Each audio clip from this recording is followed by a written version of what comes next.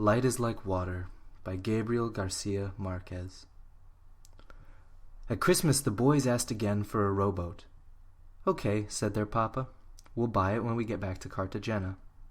Toto, who was 9 years old, and Joel, who was 7, were more determined than their parents believed. "No," they said in chorus, "we need it here and now." "To begin with," said their mother, "the only navigable water here is what comes out of the shower."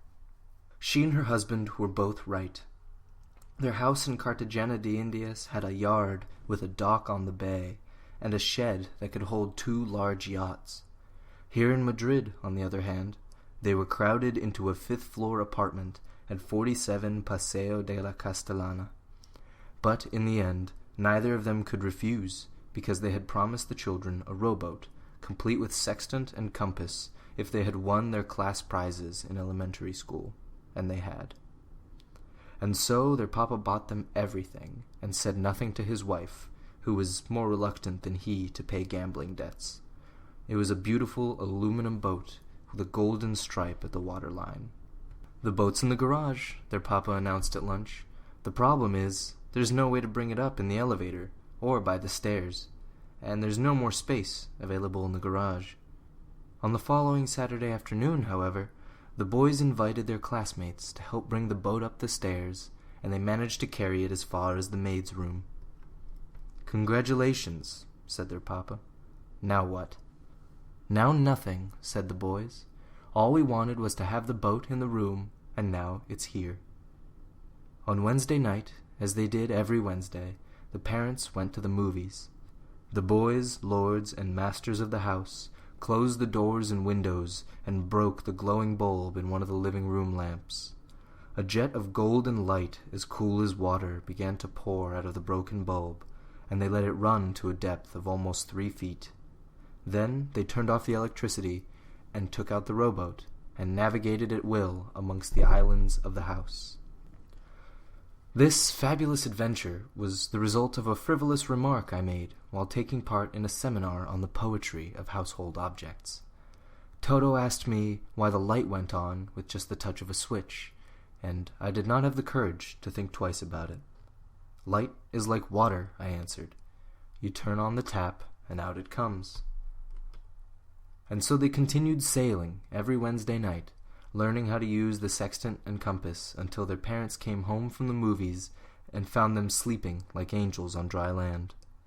Months later, longing to go farther, they asked for complete skin-diving outfits: masks, fins, tanks, and compressed air rifles. "It's bad enough you've put a rowboat that you can't use in the maid's room," said their father. "To make it even worse, now you want diving equipment, too." "What if we win the Golden Gardenia prize for the first semester?" said Joel. "No," said their mother in alarm. "That's enough." Their father reproached her for being intransient. "These kids don't win so much as a nail when it comes to doing what they are supposed to," she said. "But to get what they want, they're capable of taking it all, even the teacher's chair."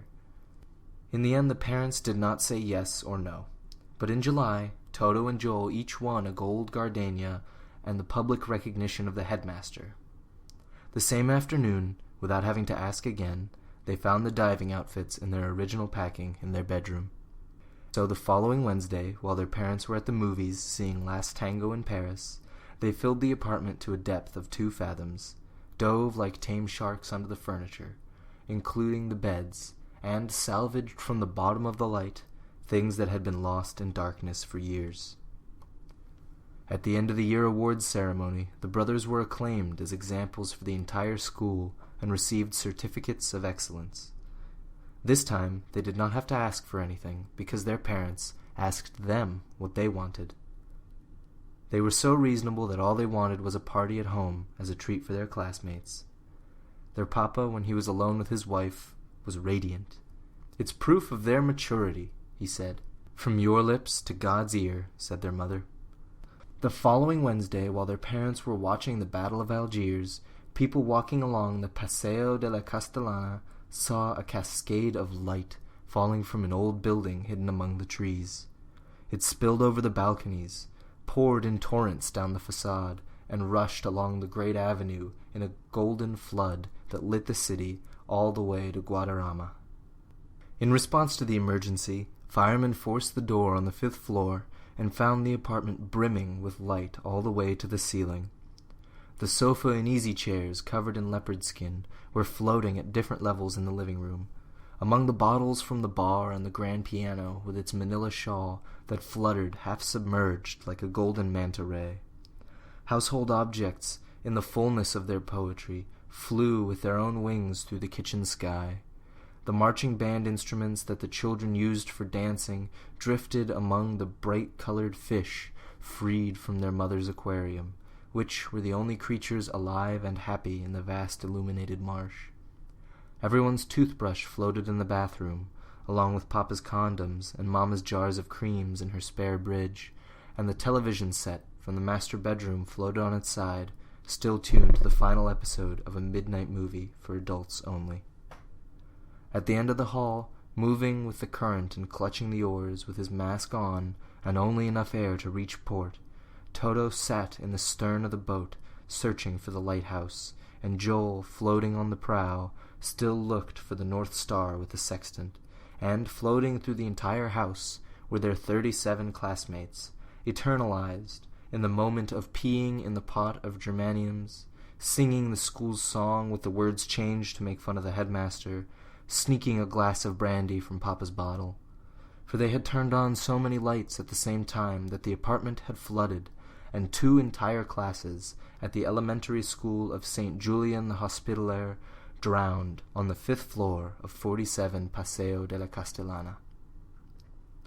In Madrid, Spain, a remote city of burning summers and icy winds, with no ocean or river, whose land-bound indigenous population had never mastered the science of navigating on light.